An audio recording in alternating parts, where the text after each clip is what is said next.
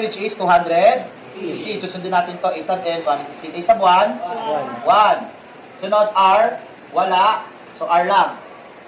Next, n, 4 minus 1. So solve. 216 is equal to 1 times R raised to 3. O 1 times R cube, wala naman eh. Di ba 1 R lang? Pag 1 ba nilalagay pa? Di na So po. we have 216 equals R cube. O, di ba R lang naman kailangan natin? Paano matatanggal tong cube? Lalagyan din natin siya ng root. Anong klaseng root? Cube root. Kasi 3 eh. Pag 2, square root. Pag 4, fourth root. Fifth root. Sixth root. Kung ilan to? So makakancel to, makakancel to. R is equal to, sa tingin nyo, ano yung number na yun pag minultiply ko 260 ng 3 beses? O sabihin natin, 6. Sagot na ba to? Kasi ang hinaharap yung complete na geometric sequence eh. Ito kompleto na ba? Ano gagawin natin sa 6?